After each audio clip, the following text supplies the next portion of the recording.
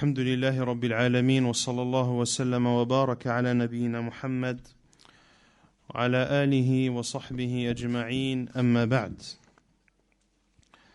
On continue la lecture et la traduction du livre Mukhtasaru Fiqh al-Asma' al-Husna du Cheikh Abdul Razzaq al-Abbad hafidhahullah ta'ala. La semaine dernière, on avait expliqué les noms d'Allah, Allah, Ar-Rabb, Ar-Rahman, Ar-Rahim. ثم قال المؤلف حفظه الله الحي القيوم. Puis le cheikh explique les deux noms d'Allah, Al-Hayy, Al-Qayyum, le tout vivant, celui qui se subsiste par lui-même. وهما اسمان وردا في القرآن مقترنين في ثلاثة مواضع. أولها في آية الكرسي الله لا إله إلا هو الحي القيوم، والثاني في أول سورة آل عمران ألف لام ميم الله لا إله إلا هو الحي القيوم، والثالث في سورة طه وعنت الوجوه للحي القيوم. الحي القيوم qui sont deux noms d'Allah subhanahu wa ta'ala, deux noms sublimes qui ont été rapportés dans le Coran, les deux cités l'un à la suite de l'autre dans trois endroits du Coran. Le premier endroit est le verset du repose-pied, Ayatul Kursi, où Allah Azza wa Jal dit, selon le sens, Allah, nul ne mérite d'être adoré que lui, le tout vivant, celui qui subsiste par lui-même.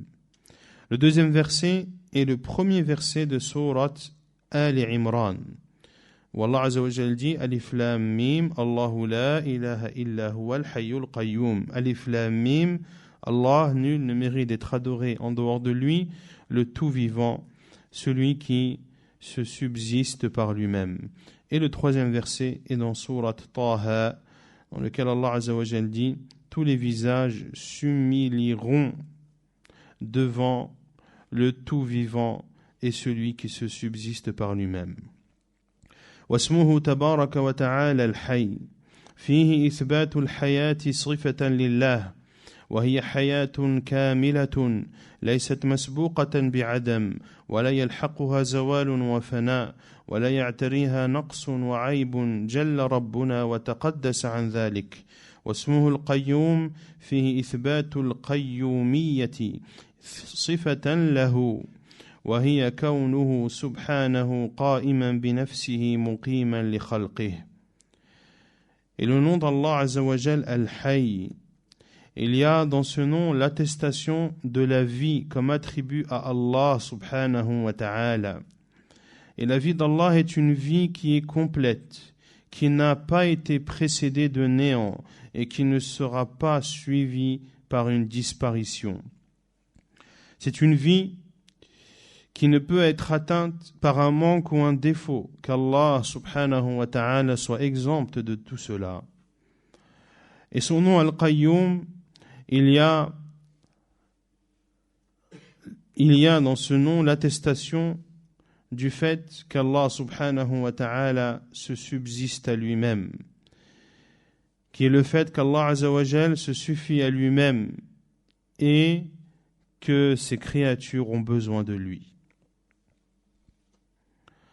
وهذان الاسمان الحي القيوم هما الجامعان لمعاني الأسماء الحسنى إذ جميع صفات الباري سبحانه راجعة إلى هذين الاسمين. فالصفات الذاتية كالسمع والبصر واليد والعلم ونحوها راجعة إلى اسمه الحي، وصفات الله الفعلية كالخلق والرزق والإنعام والإحياء والإماتة ونحوها راجعة إلى اسمه القيوم. ولذا ذهب بعض أهل العلم إلى أنهما اسم الله الأعظم الذي إذا دعي به أجاب وإذا سئل به أعطى. Et ces deux noms, Al-Hayy al-Qayyum, sont les deux noms qui rassemblent l'ensemble des sens des noms sublimes d'Allah Azza wa Jal. Car l'ensemble des attributs d'Allah subhanahu wa ta'ala reviennent à ces deux noms. L'ensemble des attributs et des caractéristiques d'Allah subhanahu wa ta'ala reviennent à ces deux noms. Il y a as-sifat al-dhatiyya. Il y a les attributs dont Allah Azza wa Jal est doté, comme l'ouïe, la vue, la main, la science et autres. As-sifat al-dhatiyya, ce sont les attributs dont est dotée l'essence d'Allah. Al-dhat qui est l'essence. Les attributs dont est dotée l'essence d'Allah, comme la vue, l'ouïe, la main, la science et autres, reviennent au nom d'Allah, Al-Hayy, le tout vivant. Wa sifatullah al-fi'liyah, et les attributs d'Allah, al-fi'liyah, qui sont des actes, car les attributs d'Allah sont de deux sortes. Il y a les attributs dont Allah est doté, dont son essence est dotée, et il y a les attributs qui sont caractérisés par des actes qu'Allah Azza wa Jal fait, comme la création, la pourvoyance, le fait de combler de bienfaits, de donner la vie, de donner la mort et autres. Et ceci, ces attributs d'Allah Azza wa Jal qui caractérisent ces actes reviennent au nom Al-Qayyum, celui qui se subsiste à lui-même. C'est pour cela que certains savants sont de l'avis que ces deux noms, Al-Hayy Al-Qayyum, sont le nom immense d'Allah, qui, lorsqu'il est invoqué par celui-ci, il exauce, et lorsqu'on lui demande par ce nom, il donne. On avait vu lors du cours dernier qu'il y a une divergence des savants sur Ismullah al-A'zam. Quel est-il? Et donc certains savants considèrent que c'est Al-Hayy Al-Qayyum, et l'on verra par la suite qu'il y a d'autres noms qui sont considérés par les savants comme Ismullah al-A'zam. ثم قال المؤلف الخالق الخلاق. Puis l'auteur, Hafidhahullah, Cheikh Abdul Razzaq al-Abbad, explique les noms d'Allah, le créateur, le grand créateur. وقد ورد اسم الله الخالق في القرآن الكريم في عدة مواضع منها قوله تعالى هو الله الخالق البارئ المصور وورد بصيغة المبالغة الخلاق في موضعين من القرآن في قوله تعالى إن ربك هو الخلاق العليم وقوله بلى وهو الخلاق العليم. Et ce nom d'Allah, le Créateur, Al-Khaliq, a été cité dans divers endroits du Coran. Parmi ces endroits, la parole d'Allah Azza wa Jal, c'est lui, Allah, le grand Créateur, celui qui donne un commencement à toute chose, le formateur. De même que ce nom, Al-Khaliq, a été cité dans sa forme qui appuie ce sens. Bisiratil mubalagha al-khallaq, celui qui crée beaucoup, le grand créateur. Et al-khallaq a été cité dans deux endroits du Coran, dans la parole d'Allah Azza wa Jal, ton Seigneur est le grand créateur, celui qui a la science de toutes choses, et la parole d'Allah Azza wa Jal, bien au contraire, c'est lui le grand créateur, l'omniscient. والخلق يراد به أمران أحدهما إيجاد الشيء وإبداعه على غير مثال سابق ومنه قوله تعالى أولم يروا أنا خلقنا لهم مما عملت أيدينا أنعاما فهم لها مالكون والثاني بمعنى التقدير وهو قوله ومنه قولهم خلق الأديم أي قدره ومنه قوله تعالى وتخلقون إفكا أي تقدرونه وتهيئونه فالخلق في نعوت الآدميين معناه التقدير وأما الخلق الذي هو إبداع الشيء وإيجاده على غير مثال سابق فمتفرد به رب العالمين كما قال تعالى هل من خالق غير الله وقال تعالى هذا خلق الله فأروني ماذا خلق الذين من دونه بل الظالمون في ضلال مبين. Et al-khalq est utilisé en voulant dire deux choses. La première des choses, c'est créer une chose, innover une chose qui n'a pas d'exemple précédent, qui n'a pas de semblable. Innover une chose qui n'a pas de semblable. Et ce qui prouve ce sens, la parole d'Allah Azza wa Jal, ne voit-il donc pas que parmi ce que nos mains ont fait, nous leur avons créé des bestiaux dont ils sont propriétaires. Donc Allah Azza wa Jal a créé pour nous des bestiaux qui auparavant étaient néants. Et Allah Azza wa Jal les a créés du néant. Allah Azza wa Jal a créé les bestiaux. Et lorsqu'Allah Azza wa Jal a créé les bestiaux, rien auparavant ne ressemblait à cela. Et le deuxième sens qui est donné al-khalq, c'est le dosage ou le fait de donner la juste proportion. D'où la parole des Arabes khalaqal adim. Il a créé la peau tannée. Il a créé la peau tannée. Qu'est-ce que ça veut dire, il a créé la peau tannée? Est-ce que la peau était néant et ensuite il a fait que la peau existe? Ou est-ce qu'il a travaillé, il a préparé cette peau afin qu'au final elle soit tannée? Lequel des deux sens? Le deuxième. Or, c'est le terme khalaqa qui a été utilisé. Pour cela que, lorsque l'on dit par exemple une personne a créé une voiture, c'est dans le deuxième sens. En réalité, il n'a pas créé la voiture. Il a utilisé des matières premières.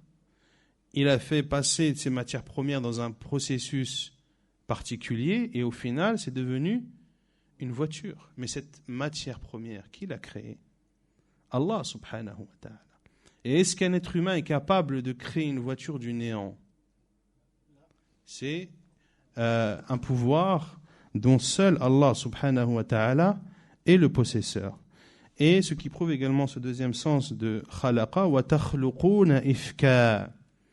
Et vous forgez un mensonge. Quand Allah Azza wa Jalla dit innama ta'buduna min dunillahi awthana, vous adorez en dehors d'Allah des statues et vous forgez des mensonges et vous créez des mensonges, c'est-à-dire que vous les préparez et vous les décrétez. Pareil, un mensonge, une personne ne le crée pas. Car un mensonge, ce sont la plupart du temps des paroles. Et les paroles, qui les crée, c'est Allah subhanahu wa ta'ala. Ainsi, al-khalq, dans l'utilisation des êtres humains, signifie le fait de donner une juste proportion, de préparer.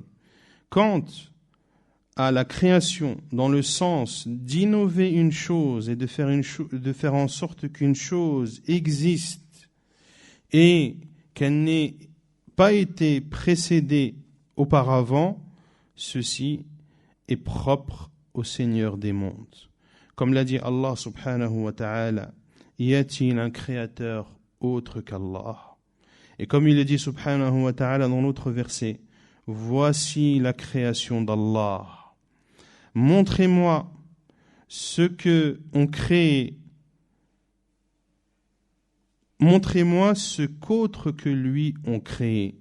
بل الظالمون في ضلال مبين. Mais les injustes sont dans un égarement manifeste. وخلق الله لهذه المخلوقات لم يكن لهوا ولا عبثا. تنزه الرب وتقدس عن ذلك، بل خلقهم ليعبدوه ويوحدوه. أفحسبتم أنما خلقناكم عبثا وأنكم إلينا لا ترجعون فتعالى الله الملك الحق لا إله إلا هو رب العرش الكريم. Et la création d'Allah, le fait qu'Allah Azza wa Jal ait créé ces créatures, Allah Azza wa Jal ne l'a pas fait par amusement et en vain, qu'Allah Azza wa Jal soit exempté de tout cela. Il les a bel et bien créés pour qu'ils l'adorent et pour qu'ils lui vouent un culte exclusif. Il dit subhanahu wa ta'ala selon le sens: pensez-vous que nous vous avons créé sans but et que vers nous vous ne reviendrez pas? Qu'Allah soit exalté, le roi. Nul ne mérite d'être adoré que lui, le Seigneur du trône sublime. ثم قال الشيخ عبد الرزاق العباد حفظه الله: الخالق البارئ المصور. Puis le Cheikh حفظه الله explique les trois noms divins sublimes d'Allah Azza wa Jal: le Créateur, Al-Khaliq, Al-Bari, celui qui donne un commencement à toute chose, Al-Musawwir, le formateur. وقد جمع الله هذه الأسماء الثلاثة في قوله سبحانه: هو الله الخالق البارئ المصور له الأسماء الحسنى. أي هو المنفرد بخلق جميع المخلوقات، وبرأ بحكمته جميع البريات، وصور بإحكامه وحسن خلقه جميع الكائنات، فخلقها وأبدعها وفطرها في الوقت المناسب لها، وقدر خلقها أحسن تقدير، وصنعها أتقن صنع، وهداها لمصالحها، وأعطى كل شيء خلقه اللائق به، ثم هدى كل مخلوق لما هيئ وخلق له. Ces trois noms d'Allah subhanahu wa ta'ala, Al-Khaliq, Al-Bari, Al-Musawwir, ont été réunis dans la parole d'Allah Azza wa Jal. C'est lui Allah, le Créateur, celui qui donne un commencement à toute chose, le formateur, à lui les noms les plus beaux. C'est-à-dire qu'Allah subhanahu wa ta'ala est le seul qui a créé l'ensemble des créatures. C'est lui qui, par sa sagesse, a fait en sorte que toute chose ait un commencement. Et c'est lui qui a formé, par sa sagesse, l'ensemble des choses existantes. Allah Azza wa Jal a créé ces choses. Il a fait en sorte qu'elles soient existantes. Et il les a créées dans le moment, au meilleur moment. Il les a créées dans le moment le plus propice. Et Allah subhanahu wa ta'ala a décrété de la meilleure des façons leur création. Puis, il les a créés, il les a façonnés de la meilleure des façons. Et il a guidé ces choses et leur a donné les choses qui sont propres à elles et a guidé chaque créature vers ce pourquoi elles ont été créées. فالخالق هو المقدر للأشياء على مقتضى حكمته، والبارئ الموجد لها بعد العدم، والمصور أي المخلوقات الكائنات كيف شاء. Ainsi, Al-Khaliq, c'est celui qui donne les justes proportions aux choses conformément à sa sagesse. Al-Bari, c'est celui qui fait en sorte que cette chose existe après le néant. Et Al-Musawwir, le formateur, c'est celui qui donne à cette création la forme qu'il veut. Ainsi Allah Azza wa Jal décrète par sa sagesse, puis il crée, il fait en sorte que la chose existe après le néant, puis il la façonne et lui donne une image. فالبارئ المصور فيهما كما قال ابن القيم تفصيل لمعنى اسم الخالق. فالله عز وجل إذا أراد خلق شيء قدره بعلمه وحكمته ثم برأه أي أوجده وفق ما قدر في الصورة التي شاءها وأرادها سبحانه، فانتظمت هذه الأسماء الثلاثة حسب ترتيبها في الآية على الخلق أولا، وهو تقدير وجود المخلوق، ثم بريه وهو إيجاده من العدم، ثم جعله بالصورة التي شاءها سبحانه. Et ainsi, les noms Al-Bari ou Al-Musawwir, comme l'a dit l'imam Ibn al-Qayyim rahimahullah, viennent expliquer le nom Al-Khaliq. Car Allah subhanahu wa ta'ala, lorsqu'il veut créer une chose, il décrète cette chose par sa science et sa sagesse, puis la crée, c'est-à-dire qu'il fait en sorte qu'elle existe, conformément à l'image qu'il veut, subhanahu wa ta'ala.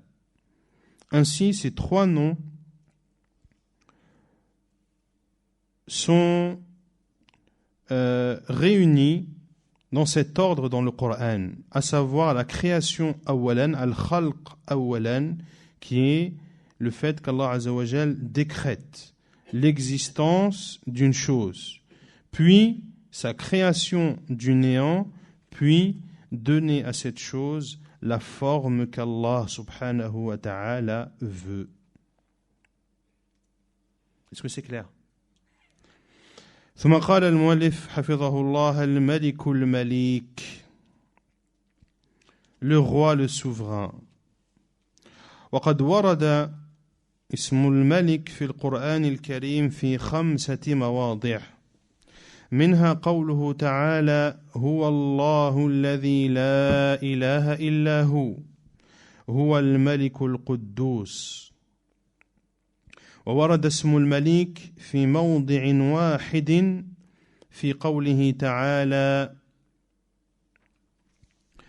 قوله تعالى إن المتقين في جنات ونهر في مقعد صدق عند مليك مقتدر. وهذان الاسمان دالان على أن الله سبحانه وتعالى ذو الملك, أي المالك لجميع الأشياء المتصرف فيها بلا ممانعة ولا مدافعة. Ce nom d'Allah al-Malik a été cité à 5 reprises dans le Coran. Parmi ces versets, la parole d'Allah Azza wa Jal selon le sens, c'est lui, Allah, celui dont rien ne mérite d'être adoré en dehors de lui, le roi, le pur. Et le nom Al-Malik a été cité dans un seul endroit du Coran, dans Surat Al-Qamar, Innal muttaqina fi jannatin wa nahar. Les pieux seront dans des jardins et ruisseaux, dans les séjours de vérité auprès du souverain et de l'omnipotent, celui qui est capable de toutes choses. Et ces deux noms d'Allah Azza wa Jal, Al-Malik et Al-Malik, prouvent qu'Allah Azza wa Jal a une royauté et qu'il possède l'ensemble des choses et qu'il gère l'ensemble des choses sans obstacle et sans pression. C'est-à-dire que rien ne peut faire obstacle à Allah Azza wa Jal et rien ne peut pousser Allah Azza wa Jal à faire une chose. وقد تكرر في القرآن الكريم بيان أن تفرد الله بالملك لا شريك له دليل ظاهر على وجوب إفراده وحده بالعبادة. قال تعالى ذلكم الله ربكم له الملك لا إله إلا هو فأنى تصرفون. Et dans de nombreux versets du Coran, il y a la preuve et l'explication qu'Allah subhanahu wa ta'ala est le seul qui est doté de la royauté et qu'il n'a pas d'associé dans cela. Cela prouve l'obligation de l'adorer seul, subhanahu wa ta'ala. Comme il le dit, son le sens, voici Allah, votre Seigneur, à lui la royauté. Nul ne mérite d'être adoré en dehors de lui. Comment pouvez-vous vous détourner, c'est-à-dire de son adoration? وأن عبادة من سواه ممن لا يملك لنفسه ضرا ولا نفعا ولا حياة ولا موتا ولا نشورا أضل الضلال وأبطل الباطل وقد ورد في القرآن آيات عديدة تقرر هذه الحقيقة وتجلي هذا الأمر كما قال تعالى ذلكم الله ربكم له الملك والذين تدعون من دونه ما يملكون من قطمير وقال تعالى واتخذوا من دونه آلهة لا يخلقون شيئا وهم يخلقون ولا يملكون لأنفسهم ضرا ولا نفعا ولا يملكون موتا ولا حياة ولا نشورا ومن لا يملك في هذا الكون ولا مثقال ذرة لا يجوز أن يصرف له شيء من العبادة إذ العبادة حق للملك العظيم والخالق الجليل والرب المدبر لهذا الكون لا شريك له عز شأنه وعظم سلطانه وتعالى جده ولا إله غيره. Ainsi, l'adoration, adorer autre qu'Allah, adorer ce qui ne peut pour lui ni bien, ni mal, ni vie, ni mort, ni résurrection. Le fait d'adorer une chose comme celle-ci est le plus grand des égarements et le plus vrai des faux. Et ceci a été cité dans de nombreux versets qui montrent cela. Comme la parole d'Allah Azza wa Jal, voici Allah votre Seigneur, à lui la royauté. Et ceux que vous invoquez en dehors de lui ne possèdent même pas la pellicule d'un noyau de date. Et ceux que vous adorez en dehors de lui et ceux que vous invoquez en dehors de lui ne possèdent même pas la pellicule d'un noyau de date. Et Allah Azza wa Jal dit également, ils ont pris des divinités en dehors de lui qui n'ont rien créé et qui ont été créées. Ces divinités qui sont adorées en dehors d'Allah, elles n'ont pas créé, bien au contraire, elles sont elles-mêmes des créatures. Et le plus souvent, façonnées et créées de la main de ceux qui les ont, de ceux qui les adorent, wal-'iyadhu billah. Elles ne possèdent, c'est-à-dire ces divinités, elles ne possèdent ni la faculté de faire le mal, elles ne possèdent la faculté de faire ni le mal, ni le bien pour elles-mêmes, et ne sont maîtresses ni de la mort, ni de la vie, ni de la résurrection. Ainsi, celui qui ne possède rien dans cet univers, celui qui ne possède même pas le point d'un atome, il est interdit de lui vouer une quelconque adoration, car l'adoration doit être vouée au roi, au souverain immense, au créateur, au Seigneur, à l'administrateur de cet univers, point d'associé à lui et nulle divinité en dehors de lui. ثم قال الشيخ حفظه الله الرزاق الرازق. Puis le cheikh explique les deux noms sublimes d'Allah, Ar-Razzaq, Ar-Raziq, qui signifie le grand pourvoyeur. وقد ورد اسم الله الرزاق في موضع واحد من القرآن الكريم وهو قول الله تعالى إن الله هو الرزاق ذو القوة المتين وورد اسم الرزاق بصيغة الجمع في مواضع منها قوله تعالى والله خير الرازقين وورد أيضا في السنة كما سيأتي ذكره في القابض الباسط. Ce nom, Ar-Razzaq, a été cité dans un seul endroit du Coran qui est la parole d'Allah Azza wa Jal. Inna Allaha huwa ar-razzaqu dhul quwwati al-matin. Allah est le grand pourvoyeur, le détenteur de la force, l'inébranlable. Et le mot ar-razzaq a été cité au pluriel dans de nombreux versets. Parmi ces versets, et Allah est le meilleur des pourvoyeurs. Comme cela a été cité dans la sunna du prophète sallallahu alayhi wa sallam, et cela viendra lors de l'explication des deux noms divins et sublimes d'Allah, Al-Qabid al-Basit. فالله سبحانه وتعالى هو الرزاق أي المتكفل بأرزاق العباد القائم على كل نفس بما يقيمها من قوتها قال تعالى وما من دابة في الأرض إلا على الله رزقها وقال تعالى وكأي من دابة لا تحمل رزقها الله يرزقها وإياكم. Et Allah subhanahu wa ta'ala est Ar-Razzaq, le grand pourvoyeur, celui qui prend en charge la pourvoyance de ses serviteurs, celui qui donne à chaque âme ce qu'elle a besoin comme force. Allah subhanahu wa ta'ala dit selon le sens, et il n'y a pas une bête sur terre sans qu'Allah ne soit son pourvoyeur. Et il dit aussi subhanahu wa ta'ala selon le sens, que de bêtes ne se chargent point de leur propre nourriture, c'est Allah qui les nourrit ainsi que vous.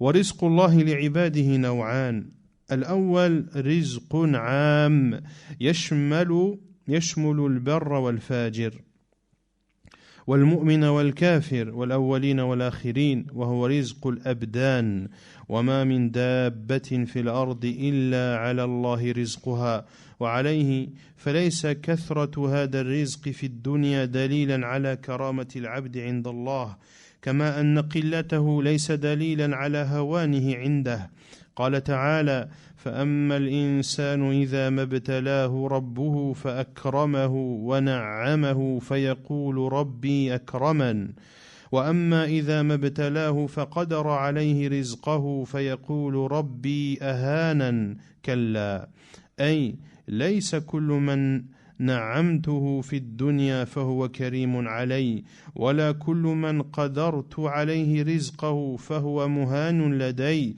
وإنما الغنى والفقر والسعة والضيق ابتلاء من الله وامتحان ليعلم الشاكر من الكافر والصابر من الجازع.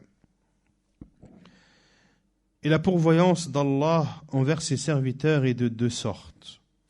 La première, la pourvoyance globale, générale, qui englobe le bon comme le mauvais, le croyant comme le mécréant, les premiers comme les derniers. C'est la pourvoyance des corps. Comme le dit Allah Azza wa Jal, il n'y a pas une bête sur terre sans qu'Allah ne soit son pourvoyeur. Ainsi, la grande quantité de pourvoyance dans cette vie d'ici-bas n'est pas une preuve qu'Allah, n'est pas une preuve que ce serviteur est honoré auprès d'Allah. Et de la même façon, le fait d'avoir une petite pourvoyance n'est pas une preuve de l'humiliation de ce serviteur auprès d'Allah. Comme il le dit subhanahu wa ta'ala dans Surat Al-Fajr, l'aube, quant à l'homme, lorsque son Seigneur l'éprouve en l'honorant et le comblant de bienfaits, il dit « Mon Seigneur m'a honoré ». Mais au contraire, quand il l'éprouve en lui restreignant sa subsistance, il dit « Mon Seigneur m'a avili ». Mais non.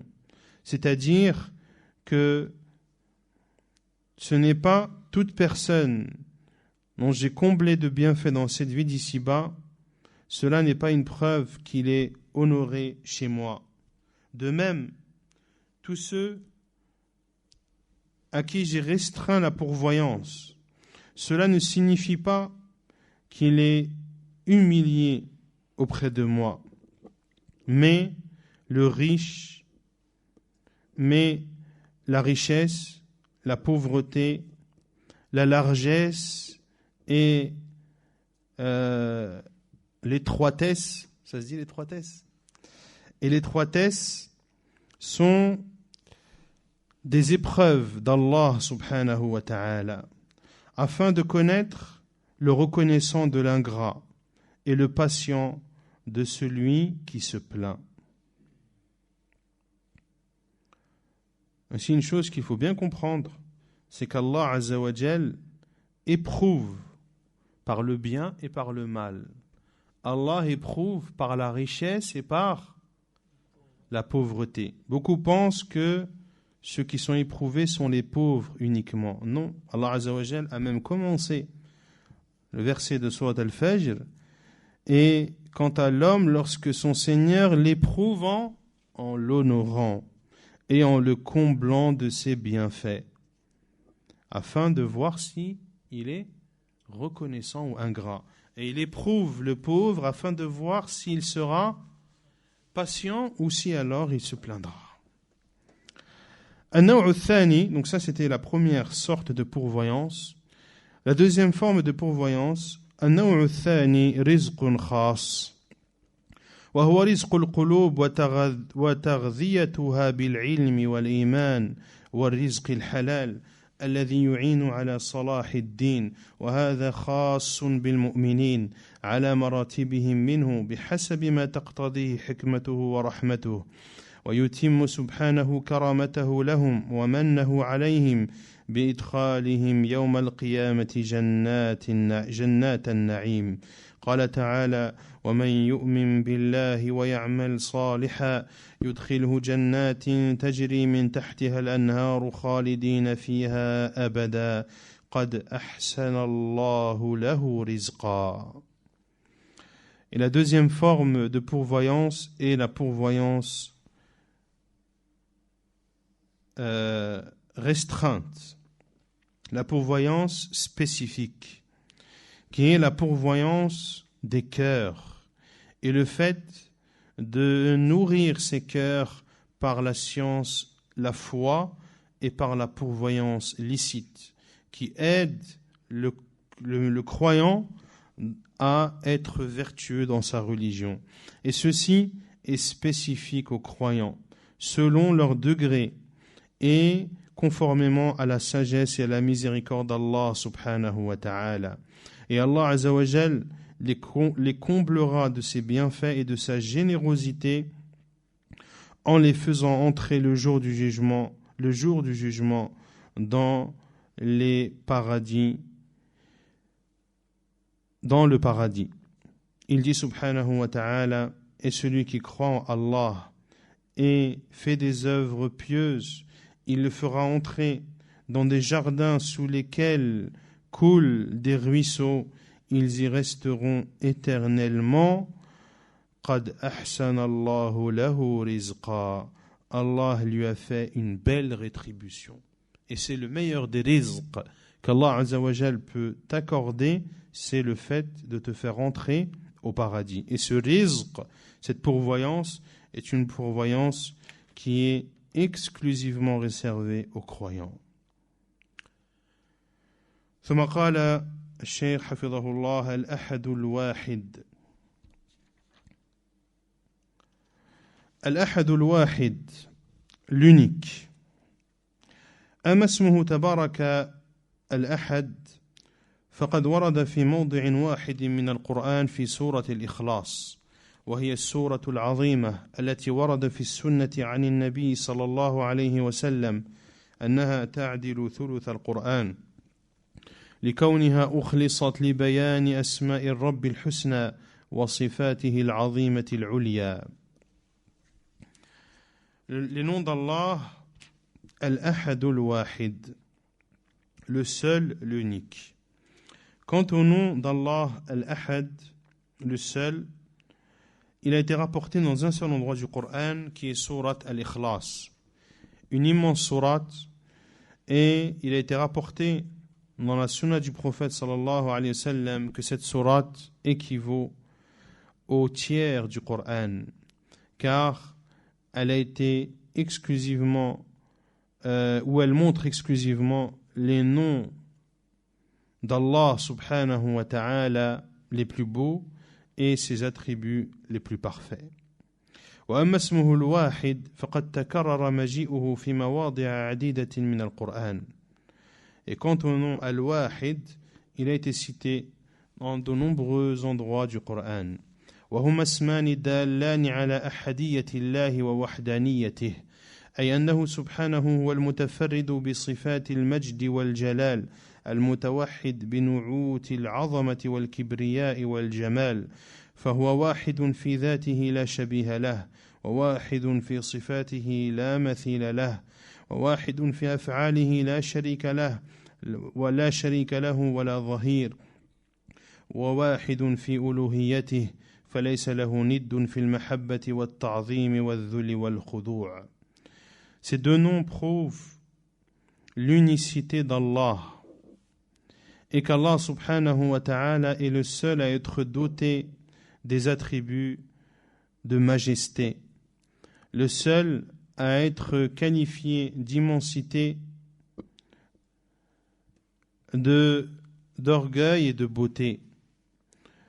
C'est lui, il est unique dans son essence, rien ne lui ressemble. Il est unique dans ses attributs, rien n'est semblable à lui. Il est unique dans ses actes, il n'a point d'associé. Et il est unique dans l'adoration qui lui est vouée. Il n'a pas d'associé dans son amour, dans sa glorification, dans le fait de se soumettre et de s'humilier devant lui subhanahu wa ta'ala. وقد كان تكرر ورود اسم الله الواحد في القرآن الكريم في مقامات متعددة في سياق تقرير التوحيد وإبطال الشرك والتنديد. Et le nom d'Allah Azza wa Jal, Al-Wahid, a été cité dans le Coran dans les contextes qui sont d'appuyer le tawhid et de rejeter et d'abolir le shirk. فقال سبحانه وتعالى في تقرير الوحدانية ووجوب إخلاص الدين له وإلهكم إله واحد لا إله إلا هو الرحمن الرحيم.